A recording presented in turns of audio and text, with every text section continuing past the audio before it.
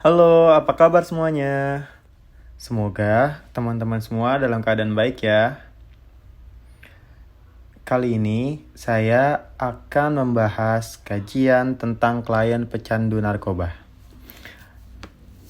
Namun, sebelum saya membahas itu, saya ingin memperkenalkan diri terlebih dahulu.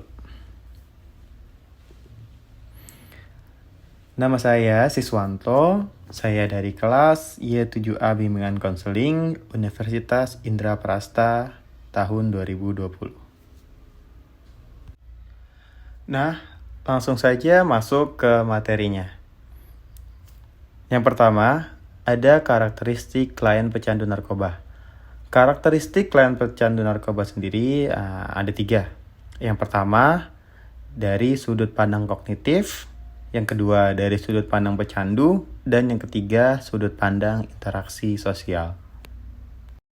Dari sudut pandang fungsi kognitif sendiri, yaitu pertama ada tingkat kewaspadaan yang rendah. Seorang pecandu sering gagal dalam hal menanggapi bagaimana tindakan mereka berdampak terhadap orang lain dan bagaimana perilaku mereka berpengaruh terhadap diri mereka. Mereka sering terhalang untuk menggunakan consequential thinking oleh mental blocking, pengalihan perhatian, dan perilaku yang impulsif. Kemudian, ketidakmampuan untuk membuat penilaian yang tepat. Ciri ini nyata sekali dalam konteks membuat keputusan, memecahkan masalah, dan membaca konsekuensi hidup dari perilaku mereka. Kelemahan tersebut disebabkan oleh rendahnya kemampuan untuk mengendalikan impuls dan mengurung keinginan. Kemudian, kurang tajam menilai juga, seseorang pecandu kurang mampu mengaitkan antara apa yang mereka alami dan faktor penentu terhadap pengalaman tersebut. Dampaknya, mereka tidak dapat mengerti hubungan dengan pemikiran serta perilaku penggunaan drugs atau narkoba. Kemudian, mereka juga kurang elastis. Pecandu kurang mampu menilai diri mereka sendiri, orang lain, dan situasi hidup yang terjadi.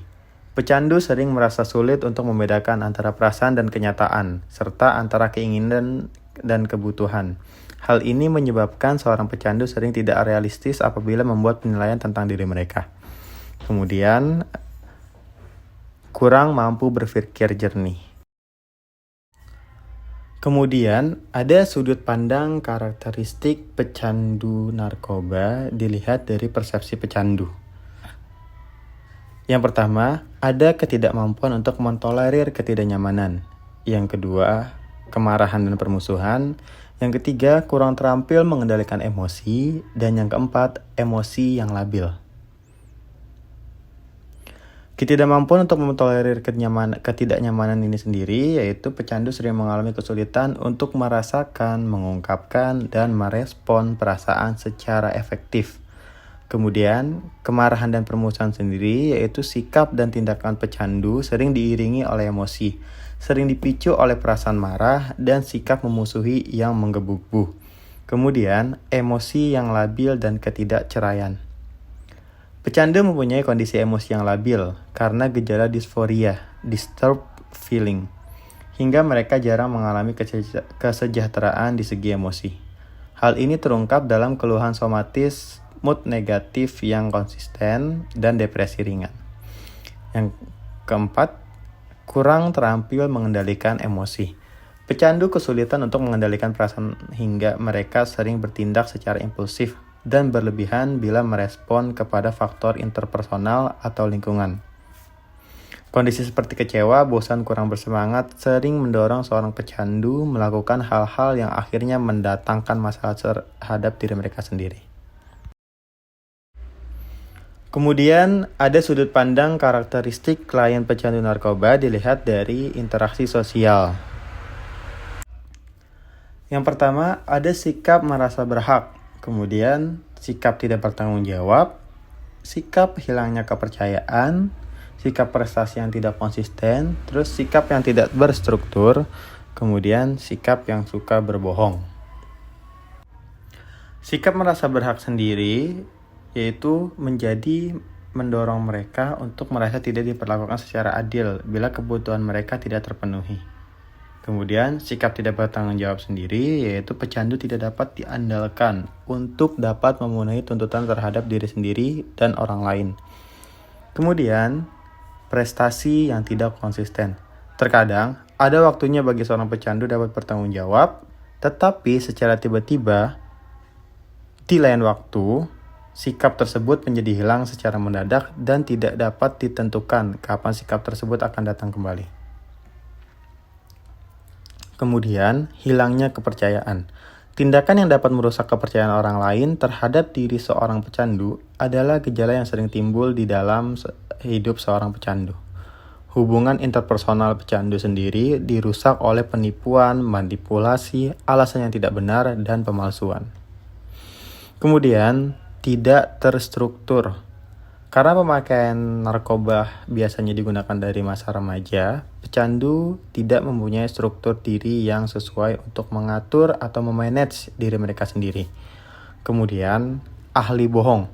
Karena implikasi sosial dan hukum pecandu harus menyembunyikan ketergantungan mereka untuk menghindari konfrontasi dan konsekuensi yang ada, pecandu menjadi pembohong yang sangat ahli. Dikombinasikan dengan kemampuan untuk merasakan pengharapan dari orang lain, para pecandu akan mengucapkan apa yang ingin didengar dari orang lain. Nah, setelah karakteristik klien pecandu narkoba, kemudian kita akan membahas permasalahan yang sering muncul pada pecandu narkoba. Yang pertama, ada gangguan kesehatan fisik dan mental. Penyalahgunaan narkoba dapat menyebabkan kerusakan serius pada kesehatan fisik dan mental seseorang. Pengguna narkoba beresiko mengalami gangguan kardiovaskular, kerusakan organ internal, gangguan pernapasan, kerusakan otak, dan kerusakan sistem saraf dan pusat. Selain itu, penyalahgunaan obat-obatan terlarang ini juga mengakibatkan masalah kesehatan mental seperti kecemasan, depresi, dan gangguan mental lainnya. Yang kedua, ketergantungan. Salah satu bahaya utama dari penyalahgunaan narkoba adalah terjadinya ketergantungan. Pengguna narkoba yang telah menjadi pecandu akan mengalami keinginan yang kuat dan tidak terkendali untuk menggunakan narkoba secara terus-menerus. Gangguan perilaku dan kriminalitas. Bahaya narkoba bagi kesehatan lainnya adalah risiko terjadinya gangguan perilaku dan kriminalitas. Pengguna narkoba cenderung terlibat dalam kegiatan ilegal untuk memperoleh narkoba. Contohnya seperti pencurian, penipuan, dan perdagangan narkoba. Nah, yang keempat, adanya penurunan potensi diri. Efek narkoba dapat mengakibatkan kehancuran karir dan pendidikan seseorang. Pengguna narkoba seringkali kesulitan mempertahankan pekerjaan atau mencapai prestasi akademik yang baik. Yang kelima, ada masalah ekonomi. Akibat narkoba juga dapat menyebabkan masalah keuangan yang serius. Pengguna narkoba seringkali menghabiskan sejumlah besar uang untuk membeli narkoba yang dapat menyebabkan kebangkrutan, utang, dan kesulitan dalam memenuhi kebutuhan sehari-hari. Yang keenam, ada rusaknya hubungan sosial. Efek narkoba seringkali merusak hubungan sosial seseorang dengan keluarga, teman, dan masyarakat secara umum. Pengguna narkoba dapat kehilangan kepercayaan dan dukungan dari orang terdekat karena perilaku yang tidak stabil dan penyalahgunaan narkoba tersebut. Nah, yang ketujuh, meningkatkan resiko penularan penyakit yang dapat merugikan orang lain. Overdosis narkoba dapat menyebabkan keracunan yang parah dan berpotensi fatal. Selain itu, pengguna narkoba juga berisiko tinggi terkena penyakit menular seperti HIV atau AIDS dan hepatitis akibat penggunaan jarum suntik yang tidak steril atau berbagai jarum suntik dengan pengguna narkoba lainnya. Kemudian, potensi apa sih yang dapat dikembangkan pada klien pecandu narkoba? Sebelum berbicara tentang potensi yang dapat dikembangkan, ada beberapa proses yang harus dilalui oleh klien pecandu narkoba, seperti berusaha untuk berhenti tidak menggunakannya lagi, namun sambil menjalani kehidupan sehari-harinya seperti biasa.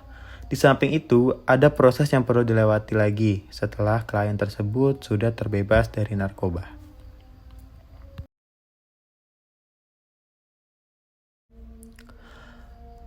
Dalam proses perkembangannya sendiri, klien pecandu narkoba memiliki beberapa tahap dari masa penyembuhan hingga masa setelah terbebas dari narkoba.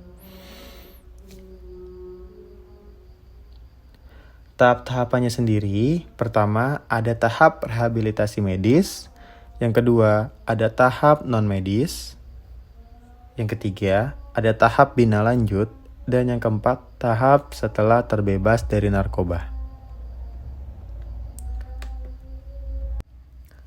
Tahap rehabilitasi medis sendiri atau detoksifikasi, yaitu tahap di mana pecandu diperiksa seluruh kesehatannya, baik fisik dan mental oleh dokter terlatih. Dokterlah yang memutuskan apakah pecandu perlu diberikan obat tertentu untuk mengurangi gejala putus zat sakau yang ia derita. Kemudian, pemberian obat juga tergantung dari jenis narkoba dan berat ringannya gejala putus zat. Dalam hal ini, dokter butuh kepekaan, pengalaman, dan keahlian guna mendeteksi gejala kecanduan narkoba tersebut. Kemudian yang kedua ada tahap rehabilitasi non-medis. Tahap ini pecandu ikut dalam program rehabilitasi. Di Indonesia sudah dibangun tempat-tempat rehabilitasi. Sebagai contoh, ada di bawah naungan BNN, yaitu tempat rehabilitasi di daerah Lido, Kampus Unitra, Badoka Makassar, dan Samarinda. Di tempat rehabilitasi ini, pecandu menjalani berbagai program, diantaranya program Therapeutic Communities, kemudian program 12 Steps, dan program lain-lainnya. Yang ketiga, ada tahap bina lanjut, yaitu aftercare. Tahap ini, pecandu diberikan kegiatan sesuai dengan minat dan bakat untuk mengisi kegiatan sehari-hari. Pecandu dapat kembali ke sekolah atau tempat kerja, namun tetap berada di bawah pengawasan. Untuk setiap tahap rehabilitasi, diperlukan pengawasan dan evaluasi secara terus-menerus terhadap proses pemulihan seseorang pecandu. Kemudian yang keempat, tahap setelah terbebas dari narkoba. Nah, tahap setelah terbebas dari narkoba ini sendiri membutuhkan waktu yang cukup panjang. Menerima bahwa seseorang memiliki kecanduan dan melawannya tidaklah mudah.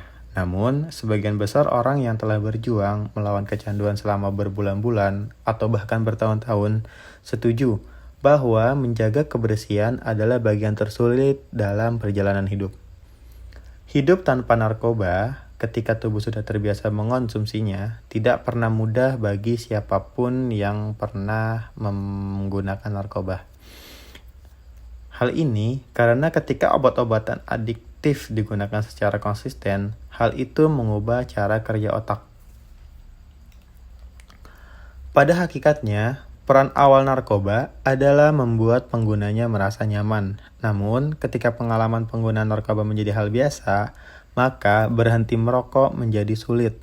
Namun demikian, seseorang menyadari bahwa mereka perlu berhenti menggunakan zat-zat adiktif tersebut setelah mempertimbangkan dampak jangka panjang terhadap kesehatan, sosial, dan hukum dari penggunanya. Meskipun demikian, menurut pikiran, obat-obatan memberikan cara yang mudah dan cepat untuk menikmati perasaan yang luar biasa. Bahkan, setelah menjalani perawatan di rehabilitasi, seseorang masih dapat menghadapi pemicu yang mungkin mendorongnya untuk menggunakan kembali zat adiktif tersebut. Karena itulah, motivasi memulai hidup baru tanpa narkoba menjadi penting.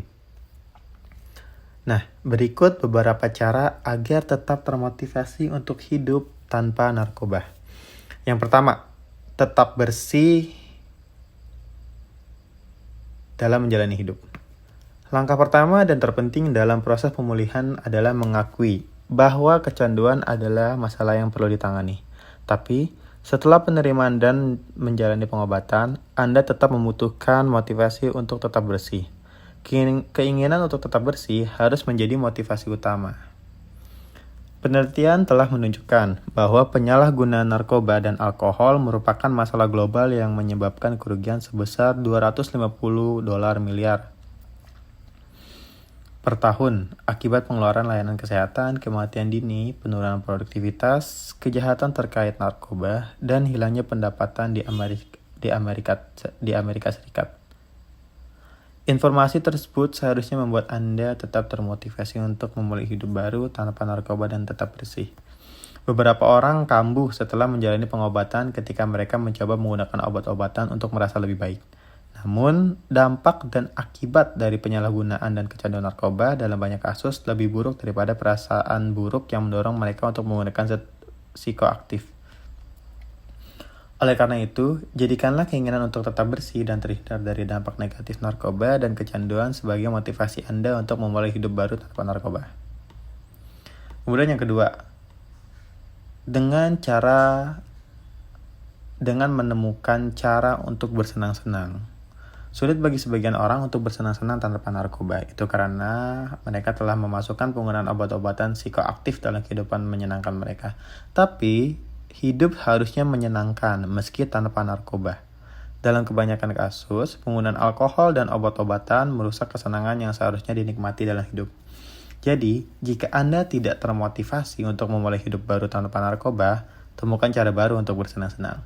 Misalnya, Anda bisa bergaul dengan orang-orang atau di tempat-tempat di mana meminum minuman alkohol merupakan salah satu aktivitas menyenangkan yang Anda lakukan.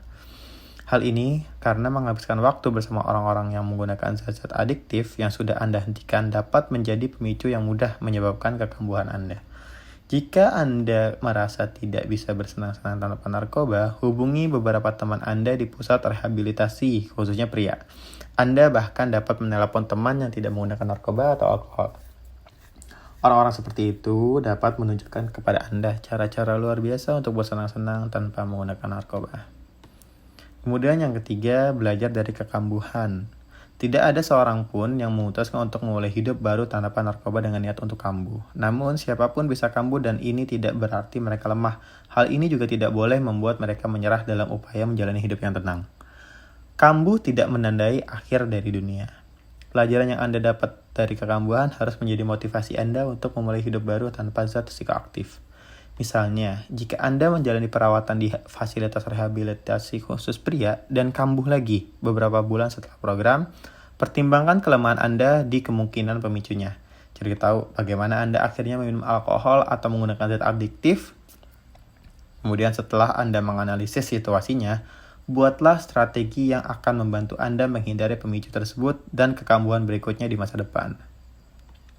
Terlebih lagi, tetap optimis meski kambuh. Anda akan menghadapi akibat dari kekambuhan Anda yang mungkin penuh dengan menyalahkan diri sendiri. Beberapa orang bahkan takut untuk mencoba mulai hidup yang baru, yang bebas narkoba setelah kambuh. Meski begitu, hal ini tidak boleh menjadi alasan untuk menyerah, atau bahkan menoleh ke belakang dengan menyalahkan diri sendiri. Sebaliknya, ini harus menjadi kesempatan belajar dan meningkatkan pendekatan Anda dalam perjalanan pemulihan.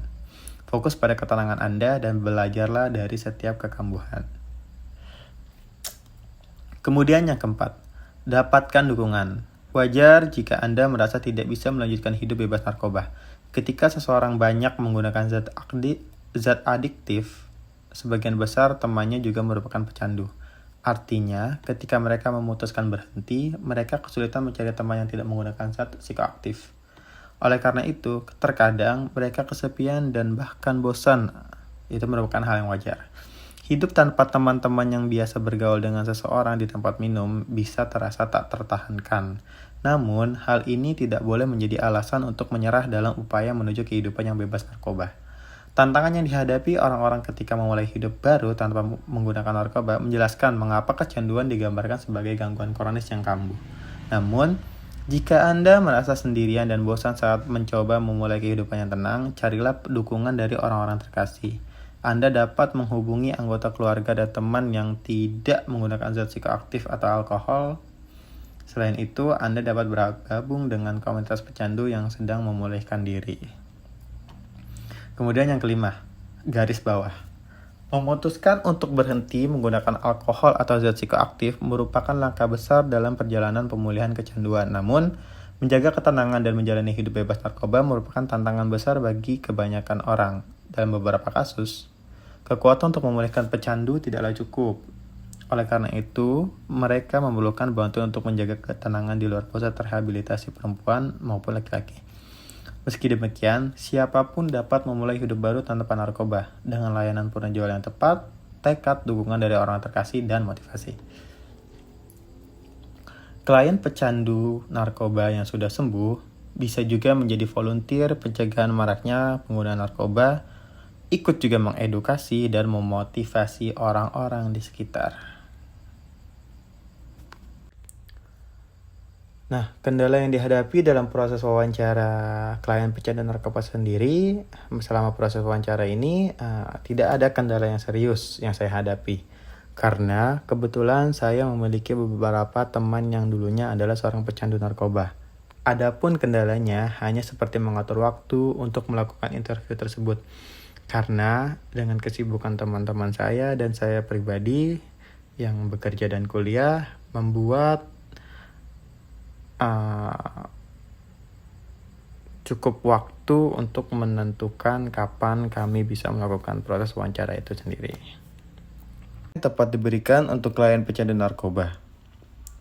Seseorang yang mengalami kecanduan narkoba adalah orang yang memiliki ketergantungan obat-obat yang terlarang. Ada 3 jenis narkoba, yaitu narkotika, psikotropika, dan zat adiktif lainnya. Ketiga jenis ini sangatlah berbahaya jika dikonsumsi secara terus-menerus, bahkan dengan dosis yang berlebihan, maka akan menyebabkan kematian. Sebab, seseorang bisa menjadi pecandu narkoba adalah sebagai berikut.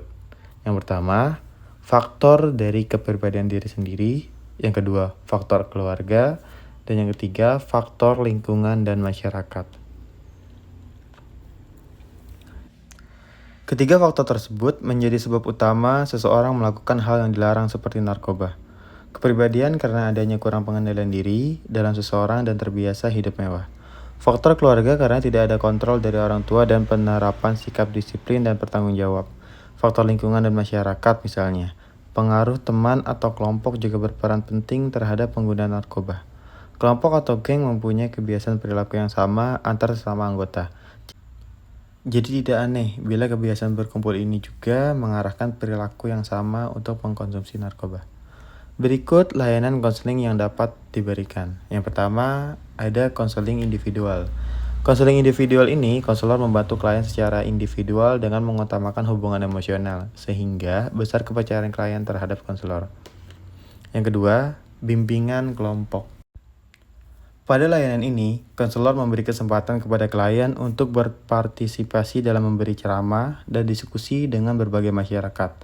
Klien diharapkan mengalami peningkatan dalam hal kepercayaan diri untuk hidup normal, sehingga menjadi orang yang berguna. Yang ketiga, ada konseling keluarga. Dukungan dari keluarga terdekat sangatlah penting bagi pemulihan klien narkoba. Fasilitator konseling keluarga sendiri adalah konselor, sedangkan pesertanya adalah klien, orang tua, saudara, suami atau istri, dan sebagainya. Dengan nuansa emosional yang akrab dan rasa keterbukaan akan memberikan dampak yang baik terhadap pemulihan klien seperti tumbuh rasa aman, rasa percaya diri, dan rasa bertanggung jawab. Nah, itu saja pada pembahasan kali ini. Semoga dapat memberikan manfaat bagi teman-teman semua, khususnya saya sendiri. Akhir kalam, saya ucapkan terima kasih kepada teman-teman semua yang sudah mendengarkan.